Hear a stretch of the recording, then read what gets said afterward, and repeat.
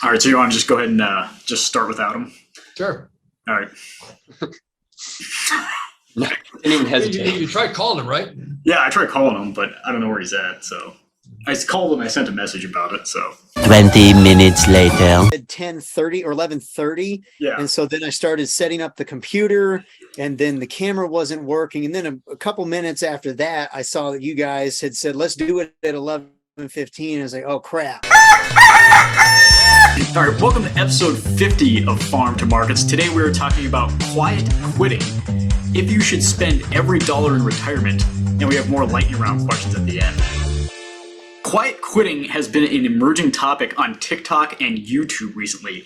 The phrase is used to describe the idea of employees, especially millennial employees, not quitting their jobs, but instead rejecting the idea of going above and beyond in the workplace so they can focus on life beyond the office. What are your thoughts on the idea of quiet quitting, and do you think this is only done by millennials? Drew. Quiet quitting.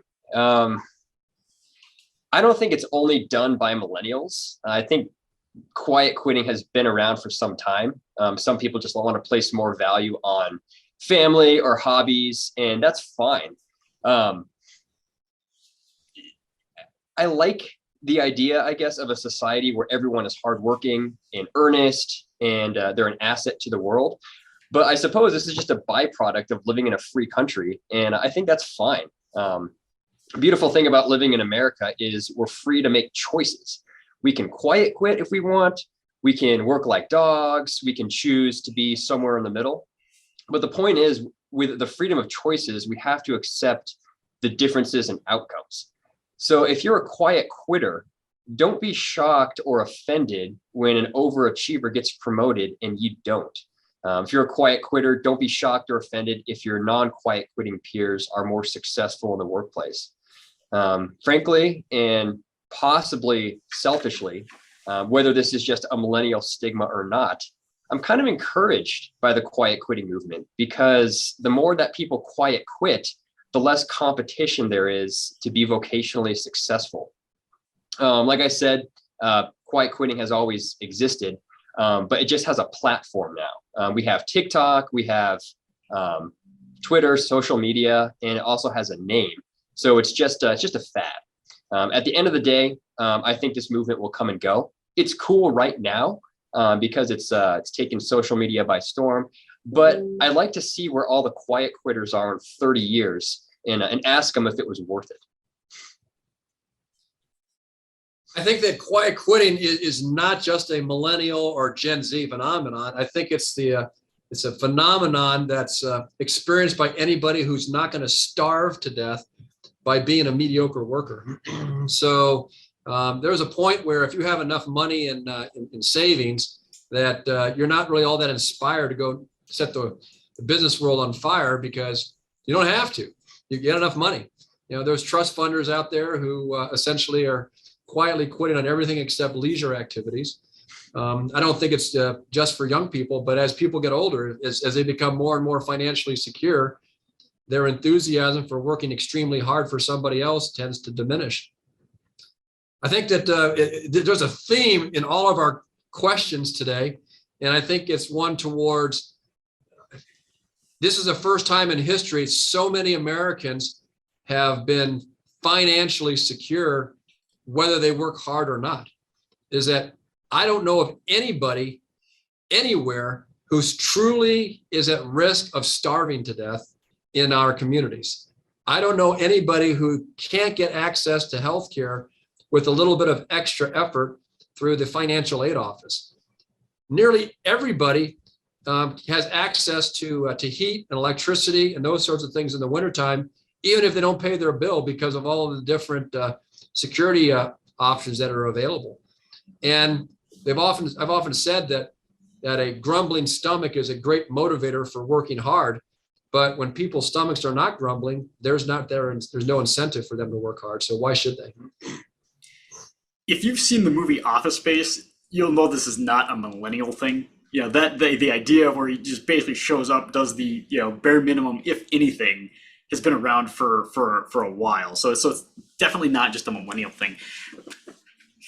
when I was researching this, there's different definitions of what quiet quitting was. Some was just basically setting workplace boundaries, which I get, is that you don't want to, work, 5 days a week. You don't want to be working from sun up to sundown. You want to make time for your own health. You want to make time for your family. I get that. And I'm completely fine with that. But some of the definitions was that I'm just going to show up to the office and do the absolute bare minimum. And you could probably get away with that for a while, but at some point your coworkers are going to notice first that you're not doing anything. And then, managers and employers are going to notice next. And kind of like Drew said, is that when it comes time to start laying people off, you're going to be first on the chopping block if they don't just do it, sooner rather than later. Because at some point, even if they're understaffed, they don't want somebody who's just going to do the absolute bare minimum on the payroll when they could just save the company a little bit of money and not have you there and have, no difference. So you have to be real careful when you do this, because people aren't dumb and they're going to know that you do the absolute bare minimum. If you're just going to make it clear that you're only, if you're going to work hard during working hours while you're in the office from like 9 to 5 or 8 to 5 or whatever it is, that's fine. And I'm sure employers would respect that. But, if you're just going to go sit there and do nothing and just be more of a liability than you're an asset, it would be better that you just quit, because it's harder to find a job if you've been fired than if you just tell a different employer that wasn't just a right fit for you. So you got to be real careful when you do this, because maybe it's funny if you can like get all your work done in an hour and then sit there and dig around, but nobody else is going to think it's funny, and it's not going to be funny when you're trying to explain to people why you get fired. So you got to be careful when you do this. But no, it's not just truth in advertising is that the millennials that work here at Coco Enterprises, as a cohort, you guys are a bunch of weirdos. I mean, Tom, you've been working with me for 11 years, and Drew, you've been with me, 5 years? And Alex has been with me 9 years. And but look at your peers. Your peers, in many cases, have had 2 or 3 different jobs during the same amount of time you've been working with me. Is that you guys work extremely hard and you stay at the same place. To me, it just seems like it's better to get really, really good at where you are than to constantly having to learn something new someplace else.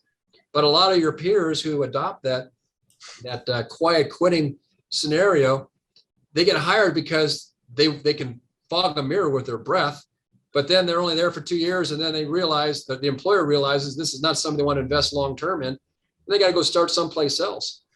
But when I take a look at how you all are doing financially relative to your peers as a cohort, you guys are doing great. So I think that there's a healthy balance between life outside the office and inside the office. And at least from my observations, the young people in this office, you guys seem to be doing it right. I guess fortunate in the fact that my job is my hobby. So in my free time, Drew and I are trying to cut a podcast, working on blog, got newsletter articles, have farm to markets. There's Alex, and so that makes it a lot easier. And I get it. Some people don't get that. They through circumstances in life, they have to take a job that maybe they're not as passionate about. But still, you want to put in more than the minimum effort when you're there. I would say. But even if you don't want to be a hard worker, you don't want to climb the corporate ladder and be an overachiever, I wouldn't post it on TikTok. I wouldn't plaster it all over social media, be like, I'm quiet quitting, and then go in the office and think your boss is going to be cool with that. Make your own life decisions. But I think that don't advertise. Yeah. Alex, I know you're having some technical issues, but we kind of started with the question where you want to weigh in on quiet quitting. Sure. I will. I don't know what everybody else has said, so sorry if I repeat anything, but I'll kind of look at it like this. Well, first of all, before I get into that, I have never heard this term before, and I'm on the computer all the time. Even the Wikipedia entry is like 2 sentences long. So I'm sure the trend is not new, but the term seems to be. I don't think this is just a millennial phenomenon. If you look at like why the Soviet Union was so inefficient, it's because everybody felt like they weren't going to be compensated in relation to the effort they put in. So everybody ended up just doing the bare minimum. Nobody did a single thing more than they had to. And so I think to an extent that idea, whether or not it's true, is proliferating among especially younger people, but not just younger people. If you look back at like wages versus worker productivity, everybody's seen the chart. You see that back in the mid to late 70s, they diverged. Worker productivity kept going up, but in real terms, pay has kind of flatlined and gone up a lot less. And there are a lot of reasons for this. Automation is one of them. But from the standpoint and perspective of the general public, the working public, they might be believing that putting in more effort is not going to yield an equal reward. But in addition to that, there is a notion that seems to be different between older and younger generations. It sounds like older generations are more passionate about what they do for a living, whereas younger people who value, statistically anyways, who say they value experiences over things, tend to value the stuff they do outside of work more than what they do at work. So I guess the basic idea is younger people see jobs as the thing they do that finances the stuff that they actually want to be doing. And so when you combine those two things, if they don't feel like they're going to be rewarded with more money for more effort, and they don't really want to be there anyways, they'd rather be hiking or painting or going to baseball games or whatever. You're not going to see them put extra effort in at work at all. So I don't think it's a new trend, but it's certainly, I guess it's increasing in popularity. It's so much that there's now a word for it. I would say that quiet quitting is part of our reality now because we are so wealthy as a society. Is that in contrast, when I was a kid, if you had a 3-bedroom house that was more than 1,500 square foot, you were uber wealthy because all of your peers lived in houses that were 1,200 square feet or less. And it was a luxury to have 3 bedrooms. Most people had 2 bedrooms. And hardly anyone had their own bedroom as a kid. Millennials, I don't know anyone who has to share a bedroom with a brother or sister. Almost everybody has their own laptop, their own cell phone, their own television. Heck, some kids have their own refrigerators in their own bedrooms. We had one phone, and I know I sound like the old grumpy guy from Saturday Night Live, but I'm a grumpy old man. Yeah, we had one phone, and we had to share it with everybody else in the house. That's a sign of affluence. And as people get more and more affluent, the desire to work exponentially drops off. And I don't think it's an age thing. I just think it's a function of affluence. It's a cultural thing. You mentioned a grumbly stomach is a huge motivator. I don't think the quiet quitting movement is quite taking off in the Philippines with oyster divers. No. It's, you just can't do it. You have to make ends meet. And if you have so much where you don't have to work, yeah, you can quiet quit. Right. All right. So talking about wealth, Bill Perkins wrote a book called Die with Zero, where he tries to make the case for ending your life with $0 in your bank account. Would you advocate for this idea, Drew? I would not advocate for this idea. Don't recommend it 100%. First of all, how do you know when you're going to die? There's a huge unknown there. You could aim to die with 0 at age 80 and then end up living to 95. Or you could plan to die when you're 80 and get in a fatal car wreck at 45. So even if you knew exactly when you're going to die, it doesn't factor in unexpected life expenses too. You're going to have financial emergencies between now and the time of death that you can't predict. Also, all this movement really does is shift money around. Yes, you get to spend your money that you worked hard over a lifetime instead of leaving it to your heirs. but you also don't get your inheritance from your parents. And the cost is you're removing your own financial safety cushion, leaving your heirs with nothing, and possibly being responsible for your parents' lack of finances if they don't carry it out perfectly. So I think this is a very foolish idea, and I wouldn't recommend it. It kind of reminds me of the fable, The Ant and the Grasshopper. And I think the author of this book was certainly a grasshopper and decided to play all summer instead of prepare for the winter. Alex.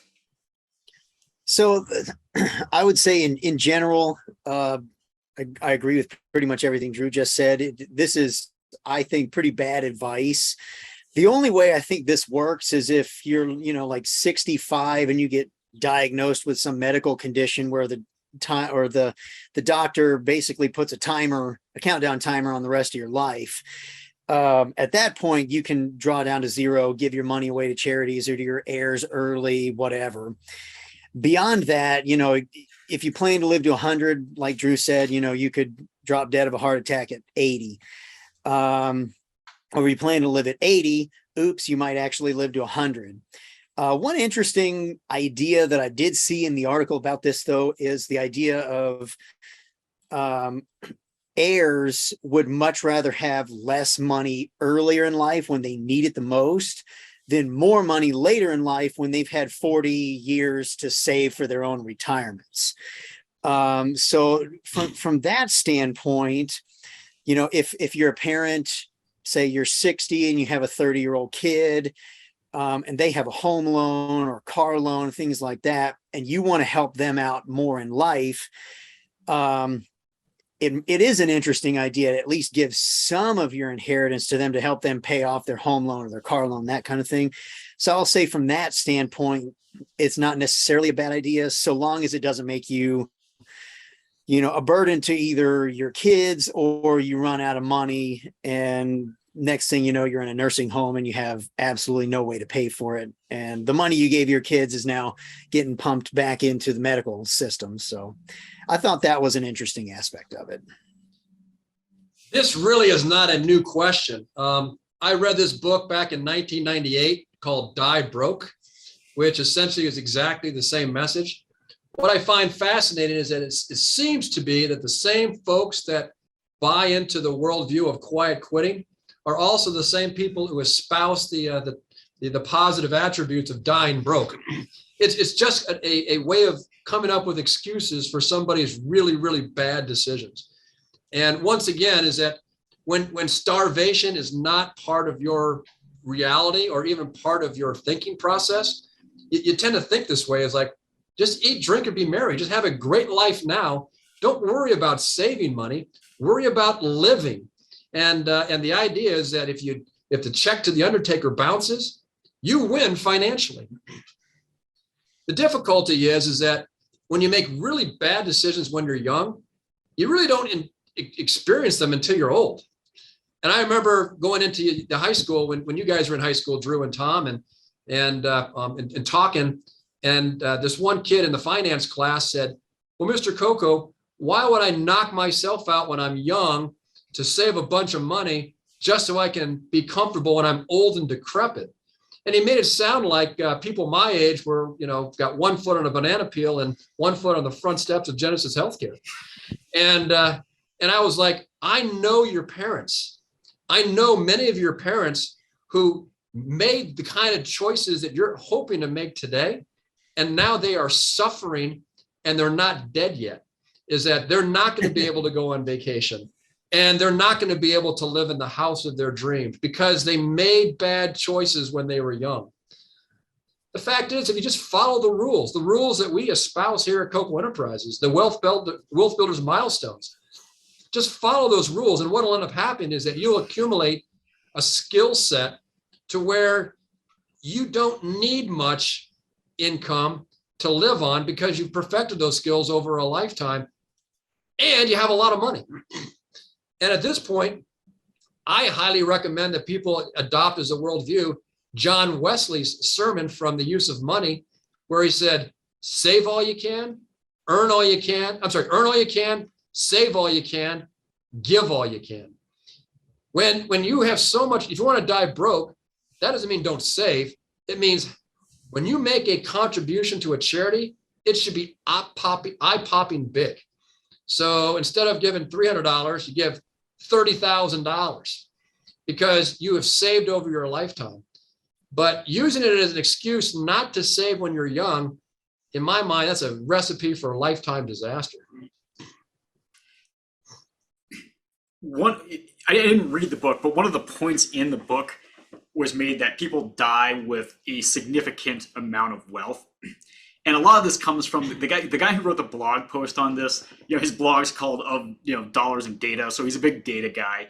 And a lot of the research done on safe withdrawal rates, if you do, 3.5%, 4%, somewhere in there, if you follow that method and stay within the safe withdrawal rates, the idea is that if you get all the worst case market scenarios all packed together, that you're still going to have enough money to live the next 30 years with, and you should be okay. But if we don't get all the worst case scenarios packed together and you still follow the safe withdrawal rate, people who do that end up with 2 to 3 times what they started with when they started, when they entered retirement. So what's happening is that when people have done well, they've saved, they have like a nice retirement nest egg, they take no more than the safe withdrawal rate out. 30 years later, they have almost twice what they started with. And a lot of times they're dying with that amount. And so one of the points that he's making is that we're dying with all this wealth that we never used. And one of the other points that he made is that instead of dying with a giant nest egg, give some of it away earlier. So like one of the points in there was like give some to your kids in their 30s when statistically they're more likely to need it. And stuff like that I get. So first off is that nobody wants to land the plane just as it runs out of gas, because that's stupid. Like, you don't know when you're going to die. To Alex's point, even if a doctor does give you, like, you have 6 months to live, we've had clients that have been given that ultimatum and they've lived quite a bit longer than that. And, sometimes mistakes happen. There was actually a time when somebody, this is a while back, but Joe tried to like donate a kidney to somebody, and they called the office and said you had some fatal blood disease.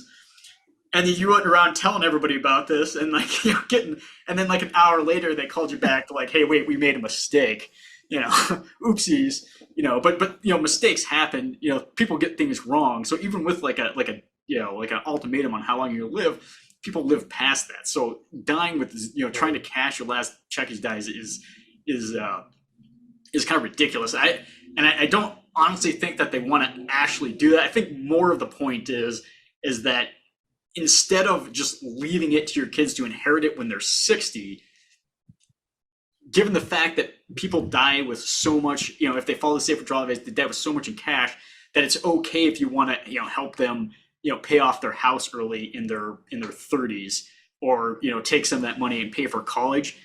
Assuming that you actually have the resources to do it. You die with less in the bank account, but you get to see some of your heirs enjoy the money instead of just having them, receive it all when you pass away. And frankly, I'm okay with that idea with asterisks, is that I don't want to see, if there's any question of how much money you're going to need, and we're not sure, and it looks like you're going to need all of it, don't do it. But if it's apparent that you are going to pass away with more than you need, and you want to give some now to help somebody pay off a house, or help your 30-year-old grandkid do something, or pay for college or whatever, and you have the resources to do it, do it. Like, I have no problem with giving a little bit away, before you die, if you want to give to charities before you die. But the biggest thing is that we want to make sure that there's more than enough to land the plane so that you don't get into trouble. Because like all you guys pointed out is that we don't know what's going to happen in the future, and you want a nice cushion for that. But a lot of times, if people follow the safe withdrawal, we can tell that they're going to have enough. So if you want to give some of that away before you pass, that's okay, especially with the gift tax exclusion rate of about 11.5 million. Most people aren't going to run into issues with that. So some of the points that at least the guy who wrote the blog was making is that we don't want to end with zero, but it is okay to kind of give a little bit more away while you're living and actually see people enjoy it and enjoy it earlier when they might need it more. Is Bill Perkins on the end of the life spectrum where he's hoping to get an inheritance from his parents? Or is he at the end of the spectrum where he's hoping to give lots of money away to his kids? Bill Perkins is on the spectrum where he writes compelling book titles so that he can be on the end of the spectrum where he's set up to give a lot away at the end of his life. That's what I would say. And my ultimate point is that, Die with Zero, pretty good title, especially for a free, if it's like a blog post. I mean, that's clickbait. So, good title. I know we're short on time, but this is an important issue, is that as a parent, one of the psychological challenges I have is that how much assistance do you give your kids to the point where you start spoiling them to where you're actually detracting from their ability to hit their full human potential? Is that there's a certain amount of grit that can only be acquired by the difficulty of paying off your mortgage, or that can only be experienced if you work at a job that's not necessarily that much fun, but it's what you do to make sure your kids have braces. If mom and dad always come in and help out at those times of difficulty, it's almost like you're robbing your adult children of the ability to accumulate grit. I don't know. I think it depends on the person. We're going to get going here because we only got 10 minutes left, but I'd say it depends on the person. I mean, some people just have like natural grit, and they do it anyway. And I think some parents are completely paying off like their mortgage because they know their kids are trying their hardest. But we'll move on because we only have a few minutes left here, and so we'll move on to the lightning round.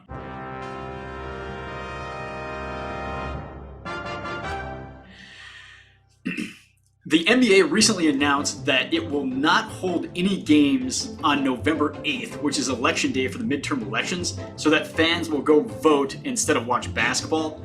Some want to take this a step further and make every election day a federal holiday. Do you think election day should be a federal holiday? No, I like what the NBA is doing. I'm on board with that. I think that's great. I don't think you have to have a whole federal holiday and shut down the government and the stock markets and everything comes to a halt just because you want people to go vote. I think employers should give flexibility to their employees. I think it's like 30 states or something in the country already have laws that require them to give either paid or unpaid time off for their employees to go vote. So I think it should just be the responsibility of the employer, and also just the responsibility of the citizen. Find time to do it. There's a lot of hours in the day to get that done, or you can vote by mail.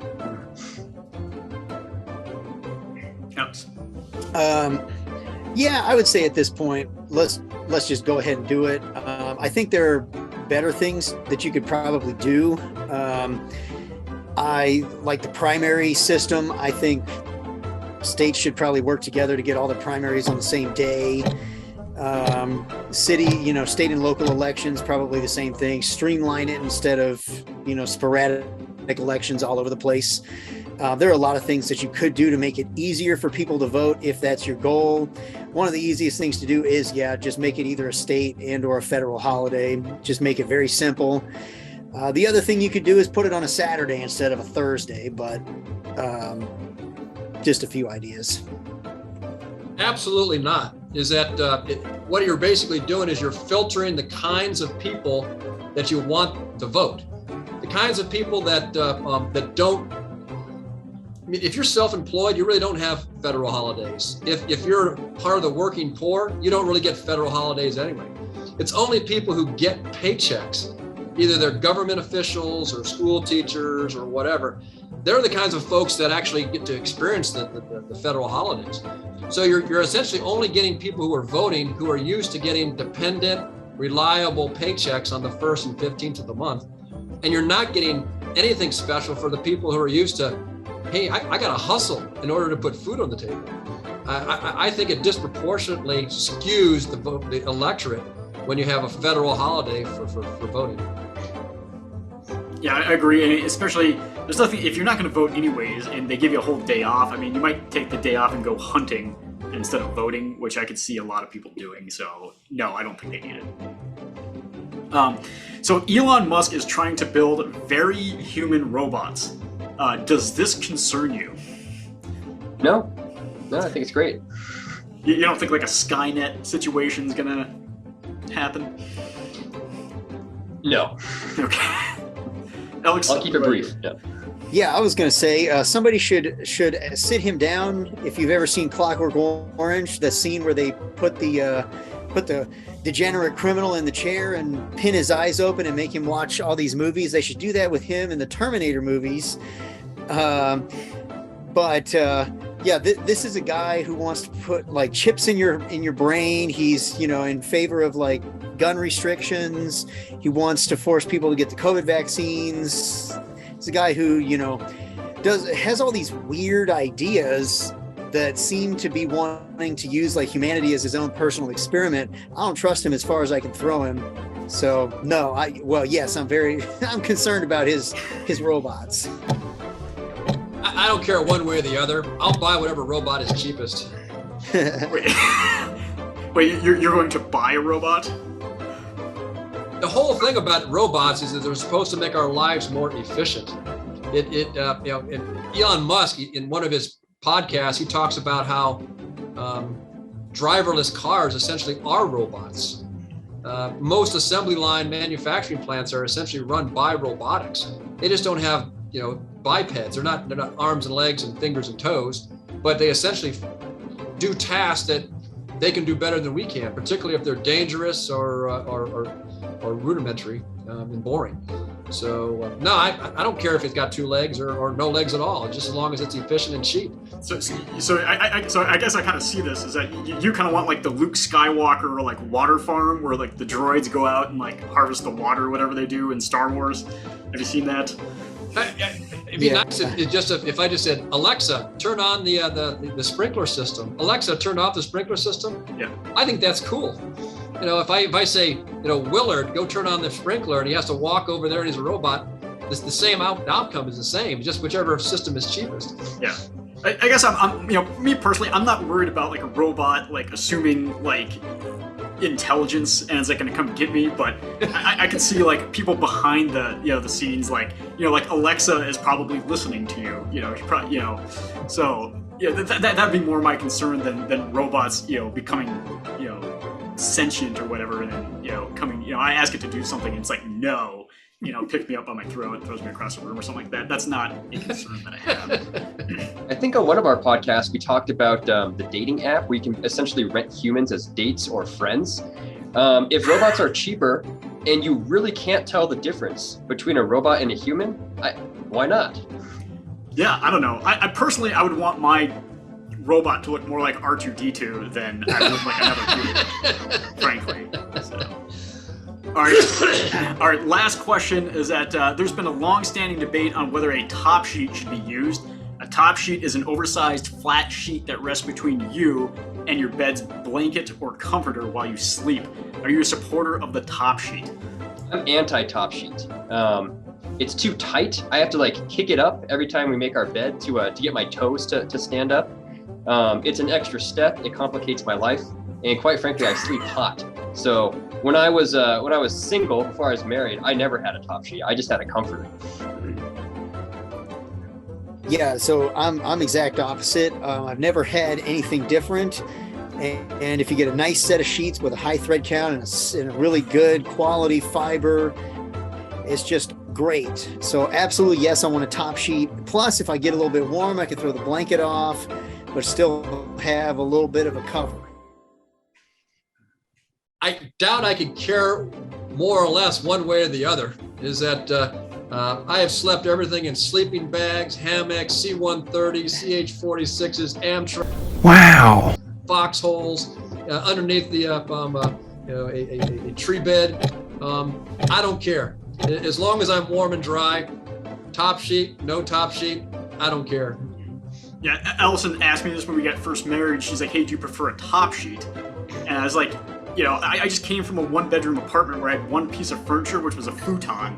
And before somebody bought me a blanket, I just used a blanket that my friend gave me to sleep with. So I slept on my futon with this blanket that my friend gave me. So, hey, Rockefeller, if you want to get a top sheet, that's fine with me. But like, again, I don't care. So, all right. Well, that's it for this week's Farm to Markets. We'll see you again next week.